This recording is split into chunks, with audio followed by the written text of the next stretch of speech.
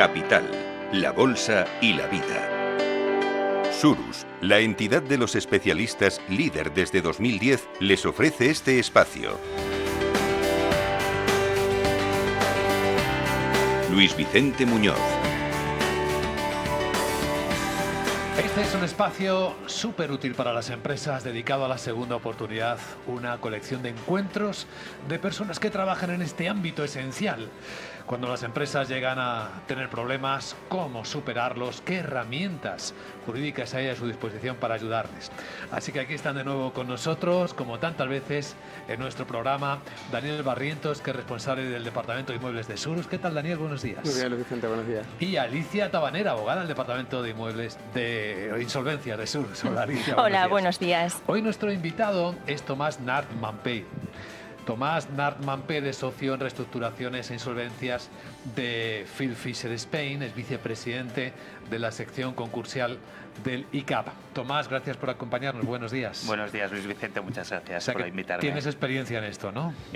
Radiofónica no, en el tema de insolvencias un poco. Es esta segunda la que nos interesa y nos importa en particular, ¿no? Porque vamos a hablar de lo que está ocurriendo ante lo que parece una actual disparidad de procesos concursales. ¿Cuál es el camino que debemos seguir, ¿no? Porque hay un poquito de confusión entre los actores muchas veces. Sí, sobre todo es muy importante saber escoger qué proceso concursal encaja más a la empresa o a la persona física que está en una situación de insolvencia. Desde septiembre del 22 se han entrado nuevos procedimientos, nuevos planes de reestructuración, un procedimiento especial para microempresas y es muy importante saber el camino a escoger. Así que vamos a entrar en ello, Daniel. Bueno, lo que hemos venido hablando mucho en los programas y se oye tanto en el ámbito concursal son el tema de los planes de reestructuración. ¿Todas las empresas pueden acogerse a un plan de reestructuración? ¿O es recomendable que cualquier empresa se acoja a un plan de reestructuración? Es una buena pregunta porque sí que es verdad que por su impacto mediático, porque afecta sobre todo a grandes empresas, la gente se piense que un plan de reestructuración puede encajar a cualquier tipo de empresa. Y eso no es así. Los planes de reestructuración están pensados para empresas con un tamaño determinado, a partir de 49 trabajadores, y con un volumen de facturación, un volumen de negocio también determinado, a partir de 10 millones de euros. Hay un régimen especial para las empresas que son un poquito más pequeñas que este tipo de gran empresa, y después también tenemos un procedimiento especial para microempresas que no podría acogerse a estos planes de reestructuración. Entonces, dependerá del tamaño de la empresa a la hora de decidir si podemos ir por un plan de reestructuración o no. ¿Y son tan habituales como parece? Porque como se da mucho que hablar y parece que están en auge, ¿la práctica? No, en la práctica no son tan habituales. Lo que pasa que sí que es verdad que digamos que están como de moda, ¿no? Las mediáticas, ¿no? Sí, porque justamente afecta a empresas que son importantes en la economía española, empresas que son grandes, de tamaño, de sector, a nivel de magnitudes económicas, y por eso tienen resuenan mucho en los medios de comunicación y en las noticias en general. Pero realmente, como ya os he dicho, está un poco limitado a empresas de gran tamaño y por eso sale mucho, pero no son tan habituales como nos pensamos. Vale, entonces yo tengo una empresa. Primero digo, bueno, según tamaño, puedo encajar, porque sea grande, en acogerme a un plan de reestructuración. Vale, si no lo soy, si no llego a eso, creo que has dicho 49... Más de 49 trabajadores, más de 10 millones de facturación. Vale, si me quedo por debajo, entonces, ¿qué opciones tengo? Tengo la opción del concurso de acreedores. Sí. O tengo la opción de, si soy una microempresa, de procedimiento especial para microempresas. ¿De acuerdo? Pero en todo caso, si tú eres si sí que encajas en los requisitos de una empresa con un gran tamaño, tienes que plantearte, sobre todo a la hora de ver si vas a un plan de reestructuración o no, tienes que plantearte dos cosas fundamentales desde mi punto de vista. La primera sería, ¿la empresa es viable o no es viable? La segunda sería, ¿puedo sobrevivir a nivel de circulante? ¿Puedo sobrevivir a nivel de tesorería mientras estoy negociando el plan de reestructuración? Y una vez lo he aprobado con mis acreedores, ¿voy a tener acceso a esta financiación de circulante para permitirme mantener mi actividad en condiciones de normalidad? Esto yo creo que son las dos preguntas que todo empresario se tiene que hacer a la hora de plantearse un plan de reestructuración. O sea, todavía tienes que tener un poquito de pulmón, digamos. Tienes que tener pulmón financiero vía recursos propios, no. O tienes que tener el apoyo como mínimo de la banca que esté dispuesta a darte esta financiación de circulante, darte esta liquidez mientras negocias el plan y durante los primeros meses de implementación del plan de reestructuración. O, si la banca no te apoya en este sentido, tienes que tener de la mano una empresa o una compañía de financiación alternativa que también existen, pero que tienen un coste financiero mayor. Oye, si tienes dudas si es viable o no es viable, si estás en ese punto de lo mismo es un mal momento, pero luego es viable, no lo tienes claro. Yo creo que dependerá también, a ver, un plan de reestructuración no deja de ser un acuerdo entre compañía y acreedores. Tienes que convencer de que esa viabilidad a los acreedores se la tienen que creer, porque van a votar a favor de ese plan de reestructuración. Si los acreedores no te votan a favor, aunque tú creas que es viable, no hay recorrido. Entonces, nada, no. Lo único decir que tienes que estar bien asesorado para tomar ciertas alternativas, ¿no? Hombre, eso es fundamental. Eso es fundamental. Eso es fundamental porque piensa que los planes de reestructuración son una herramienta concursal que puede ser óptima para salvar a compañías, pero que es una herramienta jurídica muy compleja. Y no todo el mundo está capacitado para llevar a cabo planes de reestructuración. Aparte, es un procedimiento que no deja de ser un procedimiento un tanto costoso a nivel de asesoramiento jurídico. ¿Y largo también? Depende. No debería, ¿no? No debería. No debería ser. O sea, de hecho, nos podemos ir a un plan de reestructuración. Si se hace bien, se comienza rápido, todo el mundo está por la labor, tanto banca como acreedores como compañía están por la labor. Yo creo que en un plazo de 3 meses, 4, podríamos sacarlo adelante. Que a nivel jurídico parece muchísimo, pero a nivel jurídico es relativamente rápido. Si la negociación se entorpece, si la negociación se estanca, entonces podemos ir a un procedimiento más largo. Tomás, y si no se cumplen con esos requisitos para acudir a los planes de reestructuración, ¿el hecho de ir a un concurso de acreedores quiere decir que va a ir a liquidación? No necesariamente, no necesariamente. ¿Por qué? Los planes de reestructuración están pensados para empresas de gran tamaño, como ya hemos dicho, pero también es verdad que dentro del concurso de acreedores podemos plantear un convenio con los acreedores. No necesariamente concurso de acreedores significa liquidación de la compañía. Es cierto que, a diferencia del concurso que tiene ese estigma, o sea, todo el mundo en la sociedad asemejamos concurso con muerte de la compañía, concurso con fracaso empresarial. El plan de reestructuración se salva de ese estigma social que tiene el concurso de acreedores, pero nos estamos olvidando que no toda viabilidad de una compañía, no toda posibilidad de salvar una compañía tiene que pasar necesariamente por un plan de reestructuración.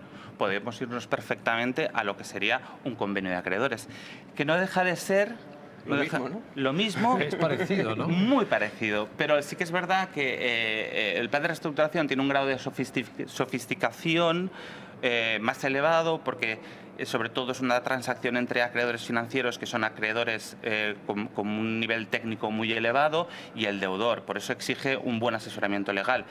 No estoy diciendo que el convenio no lo exija, pero sí que se simplifica un poco. ¿Qué es un convenio de acreedores? Un convenio de acreedores es básicamente proponer a los acreedores un acuerdo de pago que conlleva una quita y una espera. ¿Qué es una quita? Una quita es un descuento sobre la deuda que voy a pagar a mis acreedores. Es decir, yo puedo proponer un convenio de acreedores que diga con una quita del 50%. Es decir, que te voy a pagar solo el 50% de tu deuda. Y una espera. Una espera es un calendario de pagos. Y te voy a pagar en 5 años, con una espera de 5 años, que significa que voy a pagarte el 50% de lo que te debo en 5 años. Uy, parece un convenio muy agresivo, pues es el convenio estándar. Sí. No. Es el habitual. El de 50% de quita, 5 años de espera, es el convenio estándar que yo he visto a lo largo de casi los 20 años que llevo trabajando y dedicándome al concursal.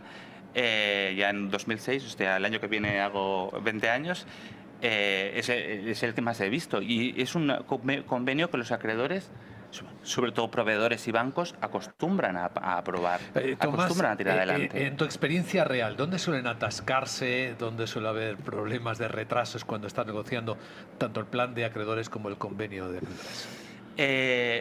O sea, la negociación se atasca cuando la compañía pretende, es que es una pregunta muy buena, cuando pretende imponer unas condiciones de pago, de repago de la deuda que la banca no puede aceptar. No puede aceptar. No puede aceptar porque la banca tiene tiene unos criterios internos a la hora de aceptar determinados planes de reestructuración o no. Y aunque pensemos que son totalmente libres para disponer de su deuda, eso no es así.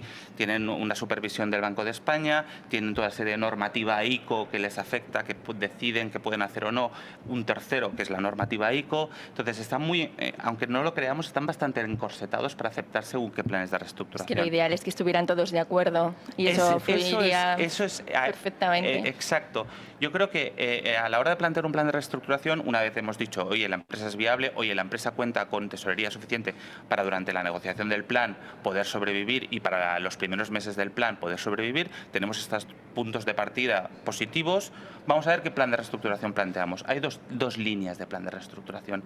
La primera es el consensual, que es que tengo el voto a favor de la mayoría de todas las clases, o un no consensual con mayoría de clases a favor, que cuenta con una amplia mayoría de los acreedores financieros votando a favor.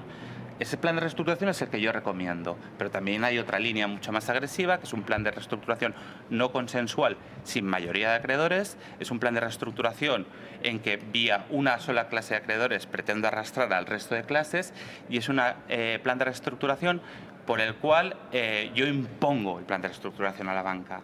Ese se está dando también, pero no lo recomiendo. Porque el principal problema que vamos a tener si planteamos un plan de reestructuración no consensual y muy agresivo es que al día siguiente, al día 1 de haberlo aprobado judicialmente y homologado judicialmente, voy a estar sin tesorería. Oye, Tomás, una pregunta, no me resisto a hacértela, de jurídico-ficción. ¿Tú crees que estamos cerca de que pueda haber un arbitraje en esta fórmula con una inteligencia artificial que entienda y conozca la gestión de riesgos de cada uno de los actores, de la banca, de la empresa? Tú le metes todos los datos, la entrenas y al final te dice, mira, este es el punto de encuentro. A ver, voy a ser muy sincero, ¿vale? En nuestra profesión de abogados, todos los despachos de abogados, casi todos, los que tenemos cierto tamaño, Phil Fisher afortunadamente es un despacho que tiene pues 28 oficinas en 14 países, es un despacho grande. Tenemos un departamento de IA que está trabajando, que cada día se intenta actualizar. Tenemos muy en cuenta la IA, porque la IA a día de hoy no vemos que nos vaya a sustituir en nuestro trabajo, pero sí nos tiene que complementar de una manera cada vez más importante. Entonces, a día de hoy puede haber esta IA que sustituya y que haga ese análisis de qué te puede aprobar el banco, qué no te puede aprobar, qué parámetros va a tener en cuenta a la hora de tomar su decisión de votar a favor, en contra y demás. Yo creo que no, porque estamos todavía en un caso muy caso por caso, case by case, ¿no? Entonces es un análisis fino. ¿Puede llegar? No te digo que no. ¿Y la IA ¿Cuándo? del banco? No lo sé, pero espero que tarde. ¿Y la IA del banco qué dirá entonces? La IA del banco habrá una lucha entre IAs, ¿no? Y nosotros estaremos de meros espectadores, no lo sé, pero sí que es verdad que el tema de la IA, yo creo que como muchos otros sectores profesionales, es un tema que lo tenemos muy presente y es un tema que sale cada vez... Es que al final yo creo que lo importante es lo que decíais antes del convenio, que la viabilidad de la empresa es lo más importante y a todos les interesa, tanto al acreedor como a la empresa por funcionar y al acreedor porque así va a cobrar. O sea, a nadie le interesa que no funcione. El tema es quién se cree esa viabilidad. O sea, si el acreedor se cree esa viabilidad o no se la cree, ¿no? Normalmente lo que te encuentras es que el acreedor-proveedor apuesta mucho más fácilmente por el convenio porque no solo supone una posible solución a cobrar la deuda que ya tiene antigua, sino a seguir generando facturación porque sigue trabajando con esa empresa. Es verdad que hay una cuestión de confianza y por eso los primeros meses va a estar reticente ese proveedor, pero seguidamente va normalmente a aprobar ese convenio si es un convenio lógico, razonable, está bien planteado y demás. Pero sí que es verdad que es una cuestión de confianza, evidentemente. La última rápida. Pues nada, por hablar también de las microempresas, súper rápido, que antes lo has mencionado. Nada, que se considera microempresa y qué alternativas también tiene en el momento de declararse insolvente.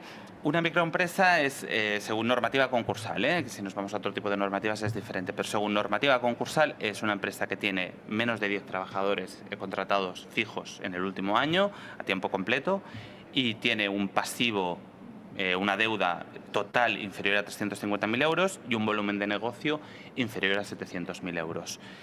Si cumples con estos requisitos, tú tienes que ir por el procedimiento especial, que también cabe continuación, pero que normalmente va abocado a la liquidación. La gente no tiene en cuenta este procedimiento especial a la hora de plantear un proceso concursal y para mí es ventajoso, tiene sus ventajas.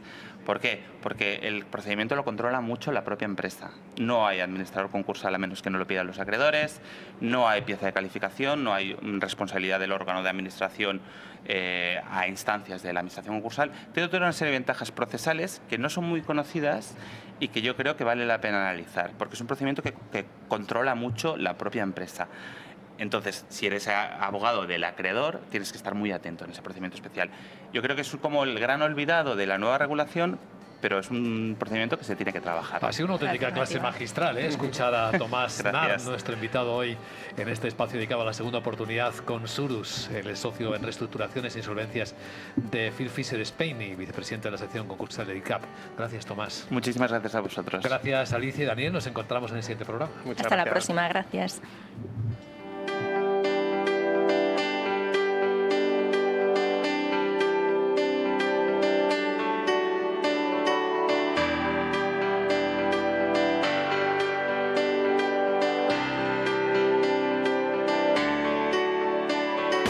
Surus, la entidad de los especialistas líder desde 2010, les ha ofrecido este espacio.